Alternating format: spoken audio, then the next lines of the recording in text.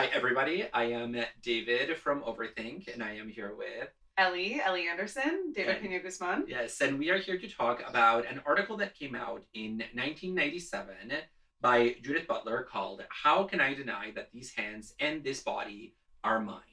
A really interesting take on language and embodiment, and a piece from the 90s, which was a time where there were these ongoing discussions, especially among feminists and queer theorists and philosophers more generally, about what it means to talk about things like the body as linguistically or socially constructed. What exactly does that claim entail? What does it mean? And where do we draw the boundaries around constructionism? So I think this is the context in which this text is produced and under which we need to read it even today.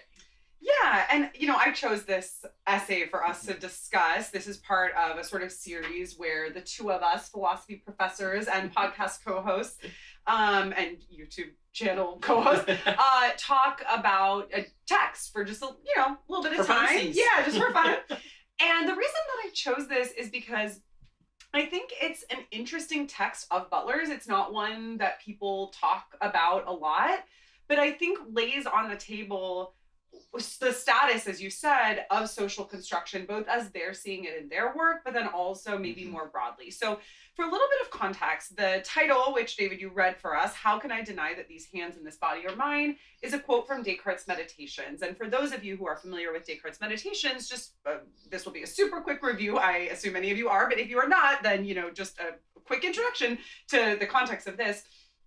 Descartes in the Meditations undertakes this process of doubt where he is trying to doubt everything and build philosophy up from a certain foundation, right? And say, let me just doubt everything and sort of see where I get. And of course, that certain foundation will become the cogito, the act of thinking.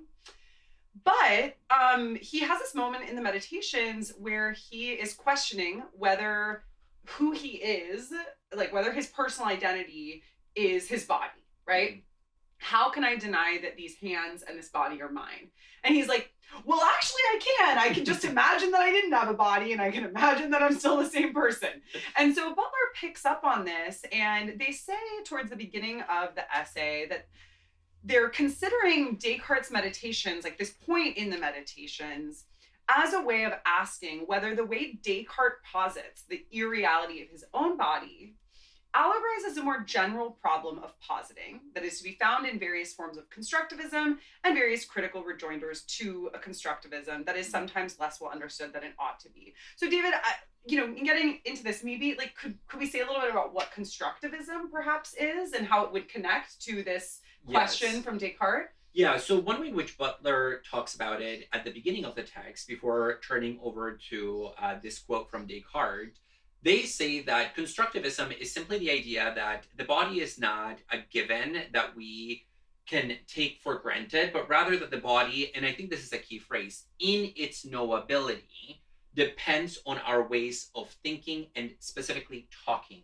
about it. So what counts as my body, what my body's capabilities and limitations are all functions of the discourse around corporeality that might exist in a particular culture or at a particular time.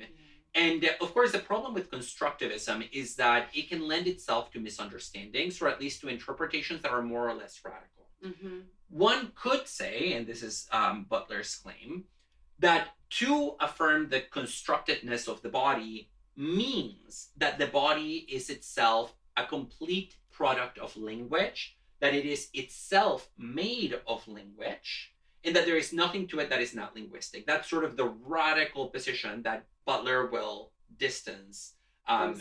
But they're describing. Yeah, they're describing sort of one way in which somebody could think about constructivism that is not their own. Strong constructivism, they call it here. Yes, and Butler says, look, I do believe that there is there's constructivism when it comes to the body, but not that level of constructivism. Rather, I believe that there is a certain kind of materiality to the body that is pre-linguistic or non-linguistic, but that we come to know that corporeality, hence the phrase, the body in its knowability, through language. And so they try to position themselves somewhere between this radical constructivism that reduces the body to language or to textuality, Mm-hmm. and maybe what we could call a naturalism that treats the body as existing in its complete experiential form before language. Yeah. And so they say it's somewhere between those two. Yeah, and in this context, in the context of writing this, I think Butler is implicitly responding to some of their own critics, because this essay being written in the late 90s is coming nearly a decade after Gender Trouble, which actually is not Butler's first book. Their first book was on Hegel, Subjects of Desire, a really interesting book, not one that gets talked about a lot. Yeah. But so Gender Trouble, this book in which they put forth a theory of gender as performative, where we are always performing gender, but in a way that has real material effects. That book was often misunderstood as saying that the body, gender, ourselves are merely a product of discourse or of language, and put in this category of post-structuralist linguistic turn that you see starting in the 1960s and then really reaching its apotheosis in, let's say, maybe the 80s or 90s. And so Butler, as of the writing of this, had written at least one other book and had, I think two. Okay, well, anyway, but had written more stuff and had really tried to defend themselves against this charge. But I think this can be seen as sort of in that same vein. As a response? Yeah. Well, I mean, the essay begins.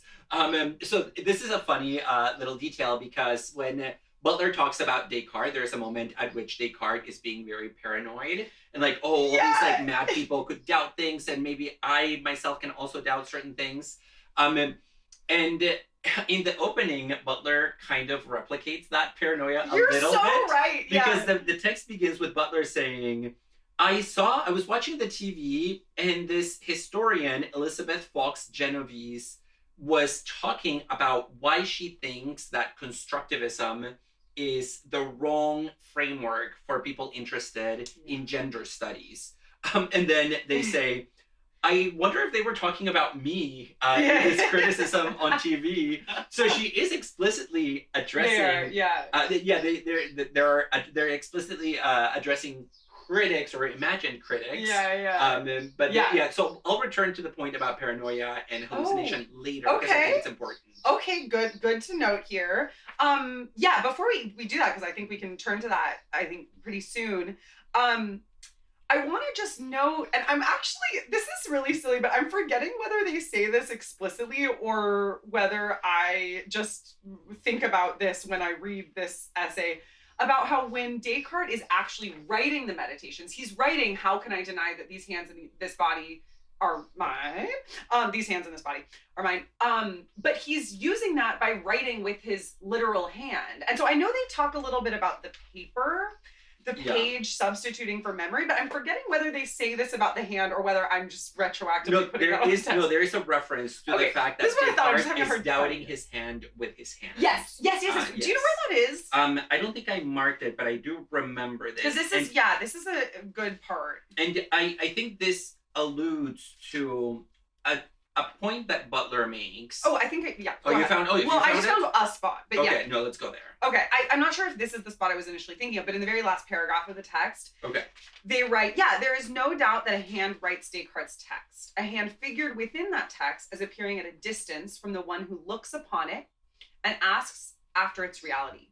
The hand is reflexively spectralized in the course of the writing it performs. It undoes its reality precisely at the moment in which it acts. Mm-hmm. Yeah, and so the spectralization of the hand, which here would stand for the body, I think, is Butler's central concern. That Descartes, in writing about the body through the process of radical doubt in the Meditations, comes to doubt the most real thing that we can possibly imagine, which is our own embodiment. Yeah. And in so doing, somewhat unexpectedly comes to represent, as you pointed out, Ellie, that more radical strand of linguistic constructionism that we see now playing itself out in the 1990s. Yeah. So, and with which Butler is ironically associated, even though they did not originate them, but they didn't originate that line of thinking. Correct. As social constructivism about gender predated Butler's writing, and they never, really aligned themselves with to begin with. Anyway, sorry, I interrupted you there. No, but so in terms of thinking about the structure of the piece, Butler begins by saying, there's this critique on TV, maybe it's about me, maybe it's not, I'm not really sure, but I want to address it because there is this kind of constructivism that I want to distance myself from, and I'm going to talk about it through a reading of Descartes. Yeah. And in Descartes' meditation, this process of radical doubt ends up creating a spectralization of the body, but it's a spectralization that must necessarily fail because the body always finds its way back to the discussion against Descartes' better judgment. So they are saying even Descartes, in his attempt to silence the body, to reduce the body to a nothingness, essentially to a specter, will have to confront the fact that the body is an agent and that haunts his discourse from beginning to end. So we can talk about the ways in which the body comes back and doesn't leave Descartes alone, because I think that highlights the kind of capacity and materiality that Butler wants to attribute to the body as a way of challenging that radical constructivist position that says, look, the body is nothing but language. But if that were the case, then the body couldn't haunt language in the way that it does. Yeah, absolutely. Yeah. Yeah, and I think that also gets to tricky questions about what's producing, because I don't think Butler wants to say either that the body straightforwardly produces language, right? There's more of a recursive relationship between the two. But you're right that nor do they want to say that that language produces the body. No. They want to say that the body in its knowability is socially and linguistically constructed, but that there is a dimension of materiality to the body that is irreducible to language and that will haunt language when language tries to do away with it. Wait, but the way the first phrase there did seem like you think that they're still a constructivist. Yeah, I think they are a constructivist about the body in its knowability. That what we come to, when we come to know the body and make knowledge claims about it, that is thoroughly infused by language, because the knowledge claims themselves are claims. They are linguistic. So there is no such a thing as a pre-linguistic. Oh, for sure. But I would want to be more careful about that language. I don't think I would want to say it's constructed. I would want to say, let me see. Yeah, tell me. I would probably want to say shaped, mediated. Just be a little bit more careful, or unless I'm like So maybe okay, so maybe the language of construction is not right, but they say, for my purposes, I think it must be possible to claim, and this is their position, that the body is not known or identifiable apart from the linguistic coordinates that establish the boundaries of the body, without thereby claiming that the body is nothing other than the language by which it is known. Yeah, but that's a way, way more pared down claim than saying the body is constructed and in its knowability. So that's the key addition. Okay. Yeah, I just would maybe want to move away from that terminology altogether in order to avoid misinterpretation. Well, and they do say that they stand somewhere between constructivism and deconstructivism. Yeah. So it's somewhere, it's neither construction or deconstruction on their view. Okay. So that would be a reason to move away from that language. Yeah. Tell us about paranoia. So the paranoia point, a lot of what Butler tries to do in this essay is essentially show, that Descartes, in fact, reduces the cogito to language, especially through writing strategy. So there's a lot of discussion of like the terms that Descartes uses, the style that Descartes uses, the rhetoric, so on and so forth. But also to show that there are a lot of internal contradictions in Descartes' text. And one of those contradictions is that, of course, Descartes is trying to build from a solid foundation, which means that he has to get to that solid foundation in the first place. And he often mocks those that he calls the mad, right? So he says, we could easily imagine some people who are mad, this ableist language that he uses, who doubt that they are real. Can you imagine doubting that you're real? Yeah. And wait, but I'm real. Am I real? I don't know. Let me wonder whether these hands and whether this body are mine.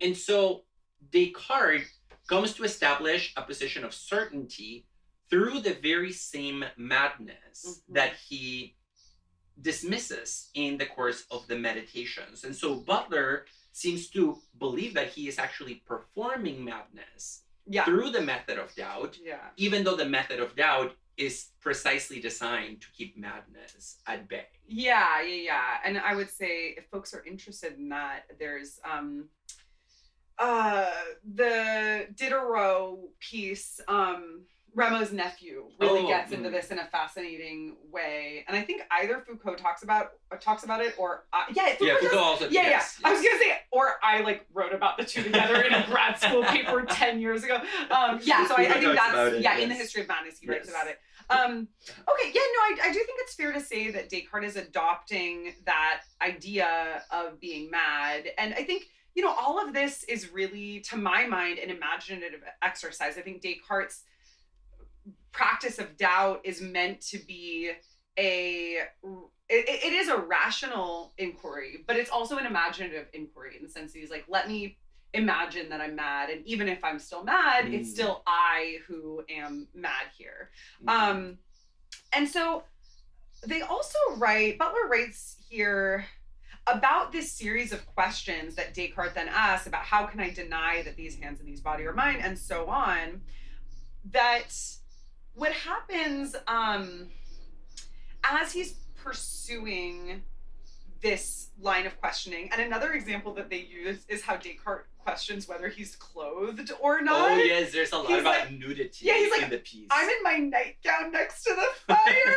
And I just want to say, I know philosophy from the 1600s around Descartes' time was pretty exclusionary of women, but sitting by the fire in a nightgown, like, if that's not some girly energy. Did he die of pneumonia down the road? I don't remember what he died from. Oh my gosh, maybe he wasn't Maybe he wasn't sitting by the fire in his nightgown enough. I know. But I love that. I mean, it's there's like a cottagecore dark academia energy to that is strong. But so they write that, the surety of this claim that he's sitting by the fire in his nightgown is followed by a series of speculations that he makes. And so the writing becomes the occasion to posit and adopt narrative perspectives on himself that he claims not to be his own, but that in adopting are his own in the very mode of their projection and displacement. Like this idea that, imagine I'm mad, right? Yeah. And so the other who appears, they write, is thus the I who in paranoia is circuited and deflected through alterity. What of those who think they're clothed in purple but are really naked? What of those who are like me, who think they're clothed but they're actually naked, etc.? And so this way that there's, as much as the meditations are about the cogito, this sort of not core self in a substantive sense, but just active thinking, like indubitable active thinking, singular I, that is only attained through this process of self-separation and self-othering, of splitting of the I, of a dialogue within oneself. Mm-hmm. And Butler calls this the narrativization of the I at some point, where the I that is speaking as the cogito, that I think, therefore I am, doesn't become a real subject. It's actually just the I that is created through the deployment of these rhetorical strategies that Descartes, the real man, uses in writing. So when he says, imagine that this, imagine that, there is a more fictional I that is being created through an act of imagination.